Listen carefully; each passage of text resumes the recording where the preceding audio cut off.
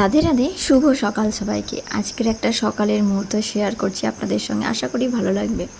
তো ওই সকাল এখন বাজে হচ্ছে 4:45। এখন 4:45 বাজলে কি হবে, এখন এতটাই ফর্সা হয়ে যায়, এতটাই চারিদিকটা বোঝা যায়, দিনের মতো আলো এসে যায়। কিন্তু শীতকালে এই সময়টা পুরো অন্ধকার থাকে। তো এখন আমরা আছি আমাদের নবদ্বীপ ধামে গোদ্রুমে। সেখানের এই ভোরের মুহূর্তটা, পাখিদের কুজন, কত সুন্দর ভোরের মুহূর্তটা, সেটা শেয়ার করছি। তা আমাদের তো নিত্যদিনের সেবা কী থাকে, আমরা ভোরবেলা উঠে স্নান টান সেরে গোপাল সোনাকে উঠিয়ে তার আরতি জোগাড়, ভোগ লাগানো ইত্যাদি সেবা করি। তো সেই রকমই আজকে আমি ভোরবেলা উঠে স্নান টান সেরে রেডি হয়ে গোপাল সোনাকে তুলে এই ফুল তুলতে গেছিলাম। আর ভাবলাম আপনাদের জন্য একটা শেয়ার করি যে এত সকালের মুহূর্তটা এতটা সুন্দর রয়েছে।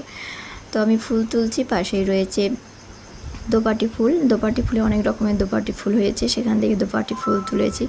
আরও একটা রয়েছে যে এখানে একটা সুন্দর গোলাপ গাছ আছে, খুব ছোট গোলাপ গাছটা, সেখানে কিন্তু খুব সুন্দর গোলাপ হয়। তো সেই গোলাপ গাছটাই দেখতে পাচ্ছেন, কত ছোট একটা গোলাপ গাছ। এখানে কিন্তু প্রতিদিনই প্রায় ফুল ফুটছে গোপাল সোনার জন্য। এখানে পাশে আর একটা দিদি রয়েছে, তাদের রাধা মাধবের জন্য। সবাই আমরা এখান থেকে ফুল নিই। তো এতটাই ছোট ছোট গোলাপ, আর আমার ছোট ছোট জিনিসগুলো খুবই ভালো লাগে, যেমন ছোট ছোট ড্রেস গোপাল সোনার জন্য, ছোট ছোট ফুল, ছোট ছোট ফুলের মালা বানাতে খুব ভালো লাগে। সেরকমই ফুলগুলো তুললাম, তুলে মহারানীকে একটু গুছিয়ে দিলাম, দিয়ে আমি ভাবছি যে এবারে আরতিটা শুরু করব। ফুল তুলে নিলাম।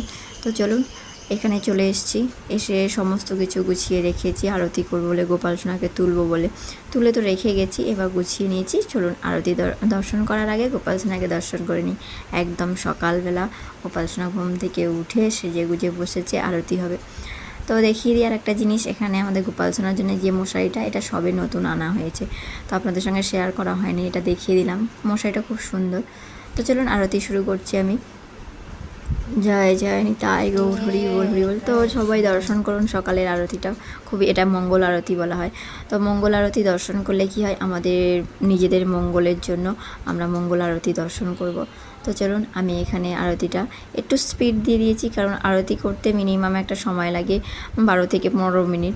তো সেই জন্য আমি সেই 12 থেকে 15 মিনিটের ভিডিওটাকে একটু একটু স্পিড বাড়িয়ে দিয়েছি, যার জন্য আপনারা দর্শন করতে পারেন সকলে আরতিটা। তো কেমন লাগছে আমাদের গোপাল সোনার এই ছোট্ট ভিডিও এবং সকালের সেবাটা আপনারা দর্শন করতে পারছেন, কেমন লাগছে অবশ্যই জানাবেন। আর আমাদের গোপাল সোনার যে নিত্যদিনের সেবা আমি চেষ্টা করব আপনাদের সঙ্গে তুলে ধরতে, কারণ অনেকেই আছে গোপাল সোনাকে খুব ভালোবাসে, আর বাড়ির প্রত্যেকেরই প্রায় গোপাল সোনা রয়েছে, আর গোপাল সোনাকে সবাই ভালোবাসে। তো আপনারা যদি চান সেরকম আমরা গোপাল সোনার সেবা আপনাদের সামনে তুলে ধরবো, তাহলে অবশ্যই কমেন্ট করে জানাতে পারেন। অনেক দিদি ভাইরা, দাদা ভাইরা তো অনেকেই কমেন্ট করে জানান গোপাল সোনাকে খুব সুন্দর লাগছে। মাঝে মাঝে লাইভেও আসি, এই মঙ্গল আরতিটা আমি লাইভও করে থাকি মাঝে মাঝে। তো প্রায় প্রতিদিনই হয়ে ওঠে না, কারণ একা হাতে সমস্ত কিছু আরতি করা এবং সেবা করা, এই ভোরের মুহূর্তটা উঠে তাড়াতাড়ির মধ্যে থাকি। আবার আমাদের প্রভু হচ্ছে ডিউটি যাবেন, রান্না করতে হবে, সেই জন্য না প্রতিদিন লাইভে হয়ে ওঠে না। যেদিনকে একটু সময় থাকে সেদিনই লাইভ করি।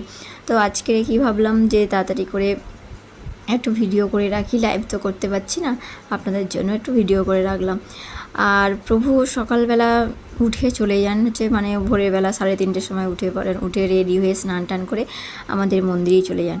আমাদের মন্দির বলতে প্রভু সেই ছোট্টবেলা থেকে, আপনারা অনেকেই জানেন যে খুব ছোট্টবেলা থেকেই প্রভু সেই মন্দিরে আশ্রিত ছিলেন, যে ভারতী মহারাজের আশ্রমে। তো গুরুদেব থাকাকালীন উনি সেই তখন থেকেই রয়েছেন এই মঠে। তারপরে এখন কালক্রমে ধীরে ধীরে এখন আমরা একটা পাশেই রয়েছি, ভাড়া বাড়িতেই রয়েছি।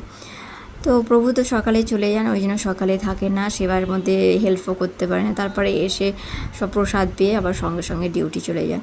তো সেই জন্য হয়ে ওঠে না আর প্রতিদিন লাইভে আসা। মাঝে মাঝে আসি, আপনারা চাইলে দর্শন করতে পারেন।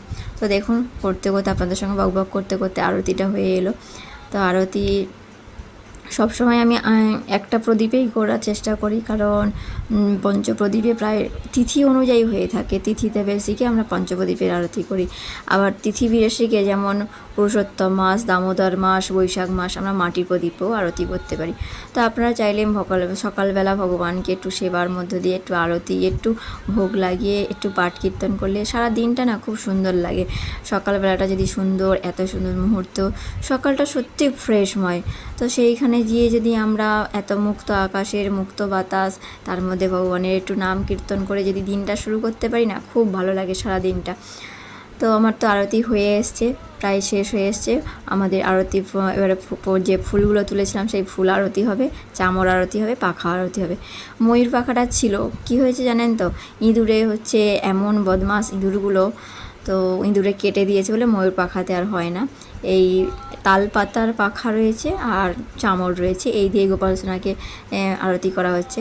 তো আর বেশি দিনও তো হয়নি আমরা এ বাড়িতে এসছি, এখানে এসছি, সেই জন্য ভাবছি নিজে হাতে ময়ূরের পাখাটা বানাবো। তো সেটা কোনো এক সময় আপনাদের সঙ্গে শেয়ার করব। তো এই যে ফুলগুলো আমি তুলে এনেছিলাম, সেই ফুলগুলো গোপাল সোনাকে একটা একটা করে দিচ্ছি। আর গোপাল সোনাকে ফুল দিয়ে সাজাতে তো আমার ভীষণ ভীষণ ভালো লাগে, কারণ আপনারা এর আগেও অনেক ভিডিওতে দেখেছেন আমি নিজে হাতে ছোট ছোট মালা বানিয়েছি আমার গোপাল সোনার জন্য। মালা বানিয়ে সাজাতে খুবই ভালো লাগে।